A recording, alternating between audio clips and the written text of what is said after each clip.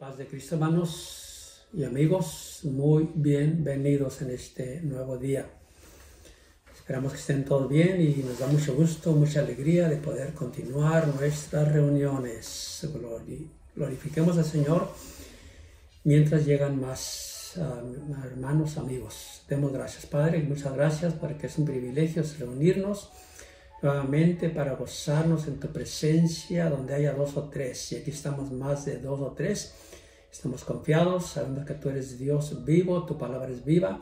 Y aquí estamos para seguir estudiando en el nombre de Jesús. Bendícenos, bendice a cada hermano y familias, a todos en general, en el nombre de Jesús. Amén. En este día vamos a hablar de la palabra o el Evangelio. Y el título va a ser El poder del Evangelio. ¿Por qué? Porque así dice la palabra, que es poder. Romanos 1:16 dice, porque no me avergüenzo del Evangelio, porque es poder de Dios. ¿Para qué? Para salvación a todo aquel que cree, al judío primeramente y también al griego. En otras palabras, para todo mundo. Entonces el Evangelio es poder. Dígalo usted ahí en su casa, donde esté, donde vaya. El Evangelio es poder para salvar a todo aquel que crea o que cree. Y vamos a gozarnos porque vamos a ver una de las áreas que el Evangelio que hemos descuidado. Porque el Evangelio no es solamente el Evangelio no es una religión. El Evangelio no es un invento, una filosofía, una leyenda o una historieta, sino que es poder de Dios que viene de arriba. Y aunque haya muchas clases de poderes en este mundo, no son nada comparables con el poder del Evangelio, porque este hace obra, se nota, se ve, y lo que necesitamos ver es por qué no suceden tantos milagros en estos días o en este tiempo. Hay que revisar esto porque el Evangelio es poder. Vamos a tratar de mantenernos en nuestro tema. A veces no le hemos dado importancia a lo que está pasando, no nos hemos fijado que el Evangelio es poder, es poderoso. No le hemos dado el crédito que merece la palabra, o sea, toda nuestra confianza, toda nuestra fe. Por esa razón no suceden tantos milagros, por allá unos cuantos, pero vamos usted y yo a concretarnos, a saber que hay poder, hay milagros cuando usted y yo creemos en la palabra. Y cuando creemos que Dios creó los cielos y la tierra, esto nos da como vitalidad, diciendo, ok, si Dios hizo tan grandes cosas, enormes cosas que todavía ni la ciencia alcanza a llegar a mirar con sus telescopios poderosos, cuanto más las necesidades que hay en la tierra, que son mínimas, son pequeñas para Dios, a comparación de nuestro Dios, que es todopoderoso, que con la pura palabra creó todas las cosas. Así que no podrá con nuestras necesidades. El Evangelio es poder. Mateo 8:8 dice, respondió el centurión y dijo, Señor, no soy digno de que entres bajo mi techo, solamente di la palabra y mi criado sanará.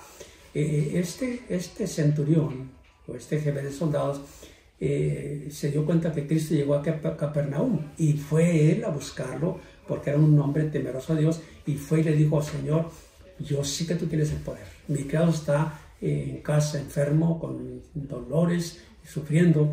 Tú tienes el poder. Y dijo, Señor, voy a ir a tu casa. Y él le dijo, no soy digno.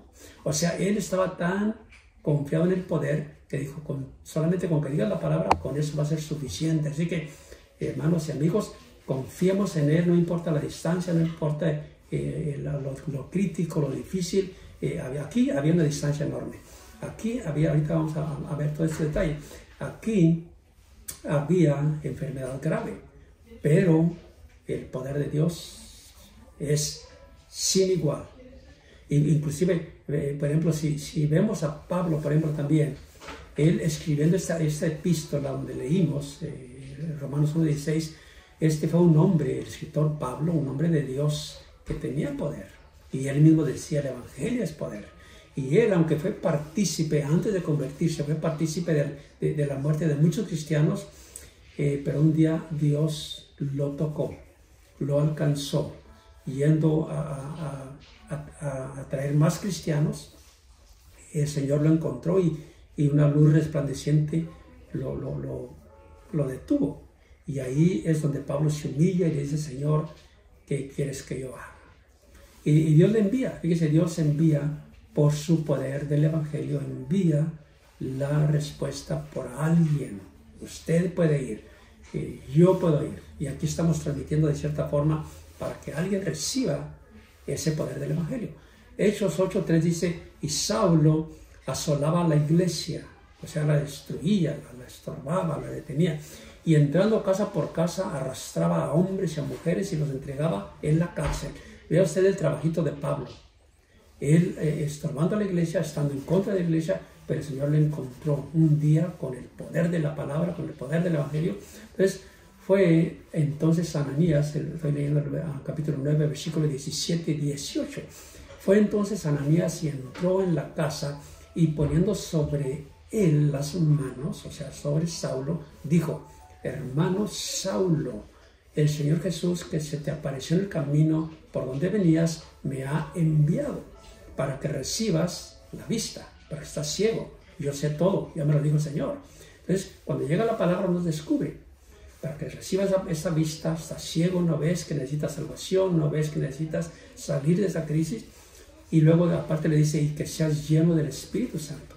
O sea, el Evangelio trae poder. El Espíritu Santo es poder también. El verso 18 dice: y al momento le cayeron de los ojos como escamas y recibió al instante la vista y levantándose fue bautizado. Qué interesante es cuando hay arrepentimiento. Qué interesante es cuando reconocemos al Señor como Señor, a Jesús. Le dijo: Señor, ¿quién eres? Dijo Pablo. Y dijo Cristo: yo soy Jesús al que tú persigues. Entonces ya fue llevado hasta casa donde Ananías fue y le llevó la palabra, aunque al principio no quería, porque sabía que era un hombre que asolaba la iglesia, que estaba en contra de la iglesia. Pero cuando Dios transforma, no importa quién sea la persona. Y Dios empieza a abrir camino, Dios empieza a abrir puertas para salvación, y luego llega a Samaria, el mensaje por medio de Pablo. Estamos a pasos agigantados porque realmente nunca alcanzamos a cubrir lo que es un tema. Nunca se termina un tema. La palabra de Dios nunca se va a terminar porque el mensaje está ahí todavía, una fuente. Entonces llega el Evangelio hasta Samaria después de Jerusalén, toda Judea, luego se extiende hasta Samaria y llega por instrumentalidad de Felipe. Y aquí vemos el poder de Dios que se manifiesta por milagros que siguieron a esa predicación del Evangelio. La gente primeramente oía. Fíjense lo que dice Hechos 8:6. Y la gente unánime, qué interesante cuando la gente tiene unidad, unánime, escuchaba atentamente. O sea, no parpadeaban, no cerraban su oído. Escuchaban atentamente las cosas que decía Felipe. Oyendo, primeramente oían, y luego dice viendo las señales que hacía. Y luego de ahí vienen los milagros. Versículo 7 dice: porque de muchos que tenían espíritus salían, muchos que tenían espíritus inmundos, salían estos dando grandes voces. No querían salir, pero el poder del Evangelio, el poder de la palabra, salían dando grandes voces y la gente quedaba liberada. Y luego dice: y muchos paralíticos y cojos eran sanados. ¿Cómo ve usted el poder del Evangelio? ¿Se puede o no se puede? Es decir, si no ha habido muchos milagros en estos días, es porque hemos ignorado el Evangelio. Entonces el Evangelio sigue, el Evangelio continúa, alcanza a un siervo de un centurión a distancia, alcanza a un Pablo agresivo que destruía la iglesia, pero la iglesia se mantenía firme. Nadie la puede destruir, pero si la asolaban o la estropeaba o la afectaba. Y entonces ellos, oyendo la palabra, salían los demonios, salían los espíritus, y se mantenía. Versículo 8 dice: y había gran gozo en aquella ciudad. Cuando llega la palabra, cuando llega el Evangelio, hay gran gozo, un gozo incomparable. Y ese gozo no se acaba si nosotros no lo dejamos ir. ese gozo permanece, no es gozo pasajero, emocional, que porque tienes una compra de buen precio, etcétera, o porque tienes comodidades, o porque tienes paseos. Eso no es gozo permanente. El gozo del Señor es nuestra fortaleza, es el que nos mantiene, es el que nos da la seguridad. Entonces llega el Evangelio a Samaria y empieza a creer la gente. De eso, capítulo 8, 12 de Hechos dice: pero cuando creyeron a Felipe, que anunciaba el Evangelio del reino de Dios y el nombre de Jesucristo, entonces se bautizaban hombres y mujeres. ¿Por qué? Porque el Evangelio es para aquel que cree y se arrepiente de sus pecados. Un niño no puede creer porque no entiende el Evangelio. Los niños solamente se presentan al Señor para que Él los bendiga, es todo. Y la gente al oír el Evangelio se bautizaban. Versículo 16 dice: porque aún no había descendido sobre ninguno de ellos, sino que solamente habían sido bautizados en el nombre de Jesús. El bautismo debe ser en el nombre de Jesús. Hay quienes no lo quieren, no lo aceptan, rechazan el nombre y si quieren bautizar en la forma más fácil. Pero para salvación, solamente el nombre de Jesús. Lea toda la Biblia, lea todo el libro de los Hechos, no hay bautismos en otros nombres. ¿Okay? Entonces ellos no solamente recibieron milagros, recibieron el bautismo en agua y también el bautismo en el Espíritu Santo. Vea el versículo 17. Entonces les imponían las manos y recibían el Espíritu Santo, y el avivamiento crecía y crecía. Pero aunque esté la cosa grande, también hay que llevarle a la gente a una persona que a veces está lejos, a veces está sola, a veces está enferma, no puede venir. Bueno, hay que ir a ellos. Y aquí había un hombre, una experiencia de un hombre que él era un temeroso de Dios, era un etíope, uno de los gentiles. Entonces Felipe, cuando estaba entregado a servir a Dios por completo, estaba estando en avivamiento pleno en Samaria, donde él mismo llevó el Evangelio, y había conversiones, había milagros, había liberaciones, había Espíritu Santo. Pues Dios lo envió a un hombre solamente, o sea, a un solo hombre. Y él lo dijo: oh, aquí está tremendo el ambiente, el culto está tremendo y el ambientazo tremendo. ¿Me mandas a un solo hombre? Allá no voy a agarrar fama, allá no me van a aplaudir. Y acá, cuidado, ahorita los auditorios, las publicidades, los likes y todo eso, eso es lo que ahorita está engañando a muchos. Y pensamos que Dios está agradando. Necesitamos buscar la presencia de Dios, la dirección de Dios para poder agradarle a Él, no a los hombres. En Hechos 8:26 dice: un ángel del Señor habló a Felipe. Qué interesante cuando Dios nos habla, y ahorita nos está hablando. Yo explico como bocina o como sonido, pero la palabra es de Dios. Lo que digo, el consejo es de Dios. Es para bien, es para salvación, es para milagros, es para beneficio, es para Espíritu Santo y para seguir ayunando. Iglesia, estamos ayunando más unidos, ¿okay? Y hay que mantenernos. Es solamente un tipo de ejercicio para mantener nuestra vida como hábito de consagración a Él. Así que 8:26 de Hechos dice: un ángel del Señor habló a Felipe diciendo: levántate, primeramente levántate en oración, levántate en ayuno, levántate en lectura de la palabra, levántate en fe.